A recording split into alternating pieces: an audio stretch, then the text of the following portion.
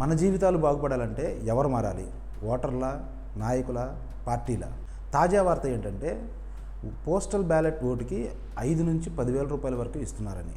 రేపు సాధారణ ఓటర్ల ఓటుకి ఎంత ఇస్తారో తెలియదు. అసలు ఈ ఓటు అమ్ముకోవడం ఎలా మొదలైంది? మేము కొంతమంది ఓటర్లతో మాట్లాడిన అంశాల ఆధారంగా ఈ విశ్లేషణ చేస్తున్నాం. ప్రజల కోణంలో చూస్తే వాళ్ళు అంటున్నది ఏంటంటే ఈ రాజకీయ పార్టీ నాయకులంతా దొంగలే, వాళ్ళ సొమ్ము తీసుకోవడం తప్పెలా అవుతుంది అని. వాళ్ళు దోచుకున్న దాంట్లో కొంతవరకైనా ఖర్చు చేస్తున్నారు కదా, అందుకే తీసుకుంటున్నామని కొందరేమో మేము బాగా పేదవాళ్ళం, వాళ్ళు ఇచ్చే డబ్బు కొన్నైనా మా అవసరాలు తీరుస్తున్నాయి కదా అని కొంతమంది. మరికొందరు అయితే ఇవేమీ ఆలోచించకుండా డబ్బులు తీసుకోవడం మా హక్కు అని ఫీల్ అవుతూ తీసుకుంటున్నారు. అదే రాజకీయ నాయకుల కోణంలో చూస్తే అవతల వాళ్ళు ఇస్తున్నారు కాబట్టి మేము ఇస్తున్నామని, ఈ ఖర్చులు రోజు రోజుకి పెరిగిపోతున్నాయని, ఇవి భరించలేకపోతున్నామని, మా ఆస్తులు పోగొట్టుకుంటున్నామని, అప్పులు పాలైపోతున్నామని, ఈ అప్పులు తీర్చాలంటే గెలవక తప్పని పరిస్థితిని, గెలవకపోయినా అధికారంలోకి వచ్చిన పార్టీలోకి జంప్ అవ్వకపోతే చితికిపోతామని, ఇలా ఈ నాయకుల దగ్గర చాలా పెద్ద లిస్ట్ ఉంది. చట్ట ప్రకారం చూస్తే ఓటుకి డబ్బులు ఇవ్వటం, తీసుకోవడం నేరం అని ఎలక్షన్ కమిషన్ ప్రచారం చేస్తుంది. ఎంత ప్రచారం చేసినా ఇచ్చేవాళ్ళు ఇస్తూనే ఉన్నారు, తీసుకునే వాళ్ళు తీసుకుంటూనే ఉన్నారు. మరి ఎలక్షన్ కమిషన్ ఈ నేరాన్ని ఎందుకు అరికట్టలేకపోతుంది? ఇక్కడ కంప్లైంట్ ఇచ్చేవాళ్ళు ఎవరు అనేది కదా పెద్ద సమస్య.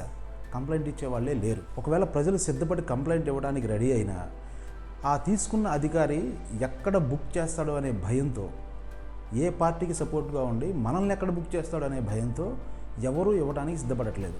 మరి ఈ సమస్య ఎలా తీరుతుంది? మార్పు ఎవరి దగ్గర రావాలి? ఎవరు మారాలి? అసలు మారాల్సిన అవసరం ఉందా లేదా?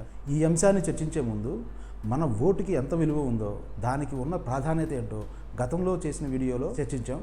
దాని లింక్ డిస్క్రిప్షన్లో ఇస్తున్నాం, ఒకసారి చూడండి. వీలైతే ఆ వీడియో చూసి ఈ వీడియోని ఇక్కడి నుంచి కంటిన్యూ చేయండి. సాధారణంగా ఏ మార్పు అయినా పైన మొదలైతే అది క్రింది దాకా త్వరగా చేరుతుందని భావిస్తాం.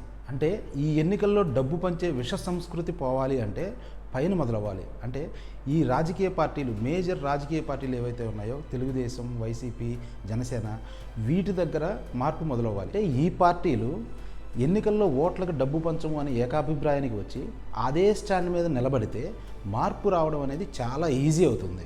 కానీ ఈ పార్టీలు ఆ పని చేయవు. ఎందుకంటే అలా చేస్తే ప్రజలు ఏదో ఒక చిన్న పార్టీకి ఓటు వేస్తారని భయం.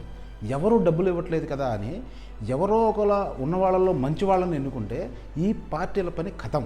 ఈ పార్టీలలో నిలబడే అభ్యర్థులంతా మంచివాళ్ళు కాదని చెప్పడం నా ఉద్దేశం కాదు. కొంతమంది ఉండొచ్చు, కానీ ప్రజలు అలా భావిస్తే కాస్త మంచివాడు, ప్రజల కోసం కష్టపడేవాడు పోటీల్లో నిలబడితే ఎక్కడ మేము ఓడిపోతామనే భయం వల్ల, అలాగే అధికారం ద్వారా వచ్చే అవినీతి ఆదాయం పోతుందేమో అనే భయం వల్ల ఎప్పటికీ వీళ్ళు డబ్బులు ఇవ్వడానికే చూస్తారు. ప్రత్యర్థిని మించిన ధనవంతులను నిలబెట్టి 1,000 ఎక్కువ పెట్టి ఓట్లు కొందామని చూస్తున్నారు తప్ప మనం ఎవరం ఓటుకి డబ్బు ఇవ్వద్దు అనే స్టేజ్కి ఈ పార్టీలు చేరవు. ఎందుకంటే అలా డబ్బులు ఇచ్చిన పార్టీలకే ప్రజలు ఓట్లు ఇస్తున్నారు, వీళ్ళు గెలుస్తున్నారు.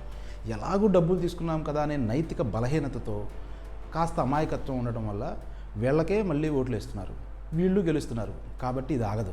మా నోటికాడ కూడి తీయడానికి ఈ వీడియో చేస్తున్నారా అని ఇది చూసి చాలామంది అనుకోని ఉండొచ్చు. బట్ మా రిక్వెస్ట్ ఏంటంటే ఈ వీడియో మొత్తం చూసి ఒక అభిప్రాయానికి రండి. ఇన్ని చట్టాలు ఉన్నాయి, డబ్బులు ఇచ్చినా తీసుకున్నా శిక్ష ఉంది, అయినా ప్రజలకు భయం ఎందుకు లేదు?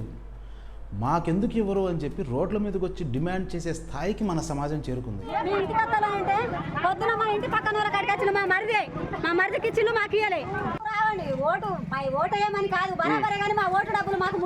పైసలు మీ 49 బూతుల ఎవరిస్తారు పైసలు? వాళ్ళ పేర్లు చెప్పు.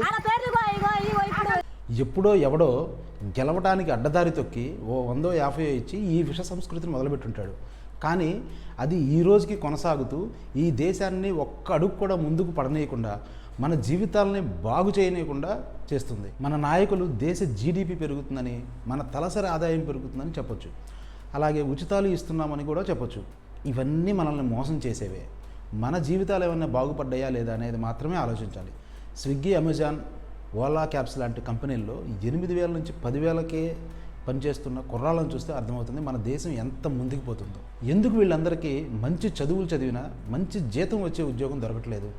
ఒక ట్రక్ డ్రైవర్ నెల జీతం చైనాలో ₹1,00,000 పైగా ఉంటుంది. అదే మన దేశంలో 30,000 నుంచి 35,000 దాటదు. ఎందుకంత తేడా? చేసే పని ఒకటే. ఎందుకు ఇంత తేడా ఉంది? సరే, మనకి చైనా అంటే మనోభావాలు దెబ్బతింటాయి. మనకి బాగా ఇష్టమైన అమెరికాలో చూద్దాం. ఒక ట్రక్ డ్రైవర్కి 3,80,000 ఉంది. ఒక సాఫ్ట్వేర్ ఉద్యోగస్తుడితో సమానంగా జీతాలు పొందుతూ అక్కడ ట్రక్ డ్రైవర్లు కూడా జీవితాన్ని ఆనందంగా జీవిస్తున్నారు. ఇక్కడ చూస్తే మనం ఒక ట్రక్ డ్రైవర్ ఇంటికి వెళ్దాం, వాళ్ళ ఇంట్లో కనీసం ఒక చిన్న ఏసీ కూడా ఉండదు. అక్కడికి ఇక్కడికి ఎందుకంత తేడా? ఏం మార్పు ఉంది? మనకు తెలియనివి ఏమీ కాదు, అన్నీ అందరికీ తెలిసిన విషయాలే. తాత్కాలికమైన ఓటుకు నోటు తీసుకునే ఇలాంటి సంస్కృతి వల్ల దేశ వెనకబాటుతనంలో మనం కూడా భాగస్వాములు అవుతూ ఈ రాజకీయ చదరంగంలో మనం కూడా పావులవుతున్నాం. మన దేశ దుస్థితి ఇలా ఉండడానికి కారణమైన అనేక అంశాల్లో ఓటుకు నోటు తీసుకోవడం అనేది కూడా ప్రధాన భూమిక పోషిస్తుంది. ఇలాంటి అవినీతి వ్యవస్థలోంచి పుట్టిన నాయకుడు ఎప్పటికీ ప్రజలకు సేవ చేయాలి, ప్రజలకు మంచి చేయాలి అనే ఆలోచనలో ఉండడు. ఎందుకంటే వాళ్ళు పెట్టుబడి పెడుతున్నారు, దానికి తగినట్టు సంపాదించుకోవాలి. ఇదే వాళ్ళ మేజర్ ఎజెండాగా ఉంటుంది, కానీ ప్రజలకి సేవ చేయాలనే ఎజెండా అసలు ఉండనే ఉండదు. ఎందుకంటే ఈ పార్టీలన్నీ ప్రజాసేవను వదిలిపెట్టి కంపెనీలుగా మారిపోయాయి. మనం ఏదైనా ఒక కంపెనీని స్టార్ట్ చేసి, ఒక ఇండస్ట్రీని స్టార్ట్ చేసి దాన్ని 100 రెట్లు లాభాలు వచ్చేలాగా తయారు చేయాలంటే కనీసం ఒక 20 ఏళ్ళు కష్టపడి చాలా శ్రమటోడిస్తే కానీ ఆ స్థితికి చేరదు. కానీ ఈ రాజకీయ కంపెనీలకి అన్నాళ్ళు అవసరం లేదు. ఒక 3 నెలల ముందు, అంటే ఎన్నికలకి 3 నెలల ముందు స్టార్ట్ చేసి పెట్టుబడి పెట్టి గెలిస్తే వచ్చే 5 ఏళ్లలో 100 రెట్లు సంపాదిస్తున్నారు. అందుకే పెద్ద పెద్ద కంపెనీల ఓనర్లు ఈ రాజకీయ పార్టీ నాయకులకి ఫండింగ్ చేసి వాళ్ళ ఎన్నికల ఖర్చు అంతా వీళ్ళే పెట్టుకొని అధికారంలోకి వీళ్ళు రాగానే తమకి కావాల్సిన ప్రభుత్వ ఆస్తులని, అంటే మన ఆస్తుల్ని దోచేసే పని పెట్టుకుంటున్నారు. ఇలాంటి లాలూచీలతో అధికారంలోకి వచ్చిన నాయకులు తమకి ఫండింగ్ చేసిన వాళ్ళకి ప్రభుత్వ రంగ ఆస్తులని, గనులని, ఇలా అనేక రకాలైన ప్రజల ఆస్తుల్ని దోచిపెడుతున్నారు. అసలు అవినీతి లేని ఒక్క ప్రభుత్వ రంగం అన్నా ఉందా అని వెతికితే ఒక్కటి కనపడదు. ఎవరైనా ఇలాంటి విషయాలను ప్రశ్నిస్తే కేసులు పెట్టి లోపలేయడం, దేశద్రోహులను ముద్రలు వేయడం సర్వసాధారణమైన విషయంగా మారిపోయింది. ఎక్కడైనా ఒకళ్ళో ఇద్దరు సోషల్ మీడియాలో వీళ్ళను వ్యతిరేకించేలాగా మాట్లాడుతుంటే వాళ్ళని అడ్డుకోవడానికి కూడా విపరీతమైన ట్రోలింగ్ బ్యాచ్ని ఒక దాన్ని తయారు చేసుకొని, ఒక పెద్ద టీంనే తయారు చేసుకొని అమ్మ నా బూతులు తిట్టించడానికి కూడా వెనకాడట్లేదు.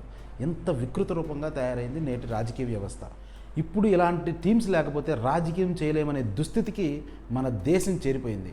మన విశ్వగురువు దేశం, ప్రపంచానికి అహింసా ఉద్యమాలను పరిచయం చేశామని చెప్పుకునే అతి గొప్ప దేశం ఈ దుస్థితికి చేరిపోవడం ఎంత విషాదం. మేము ఫీల్ అయినంతగా మీరు ఫీల్ కాకపోవచ్చు, బట్ ఒక్కటైతే నిజం, ఈ దేశంలో అవినీతి పెరిగిపోవడానికి, ఈ దేశంలో ప్రజల బ్రతుకులు ఇంత దుర్భరంగా ఉండడానికి, ఈ దేశంలో ఉన్న ఎంతో ఉన్నతమైన వ్యవస్థలు నాశనం కావడానికి ఈ రాజకీయ పార్టీ నాయకులు ఎంత కారణమో ప్రజలు, మీరు కూడా అంతే కారణం. ఓటుకి నోటు తీసుకునే ప్రజలు అంతే కారణం. మార్పు పైన రాదు. ఎందుకంటే లాభాలను తెచ్చిపెట్టే కంపెనీలని ఎవరు మాత్రం మూసేస్తారు? ఎవ్వరు మూసేయరు. మనలోనూ మార్పు రాకపోతే ఈ దేశం ఎప్పటికీ మారదు. ఈ వీడియో ఇప్పటిదాకా చూసి కూడా మేము ఓటుకు నోటు తీసుకుంటామంటే మీ ఇష్టం, కానీ ఈ దేశం ఇలా తగలబడిపోవడానికి కారణం మీరే అని మర్చిపోయి రేపెప్పుడో మన జీవితాలు బాగుపడలేదు, మన కర్మ ఇంతే, మన బతుకులు ఇంతే అని కర్మ సిద్ధాంతాలు చెప్పకండి. అవుతారు. బాయిలు గీలు చెప్పే మూడు లేదు.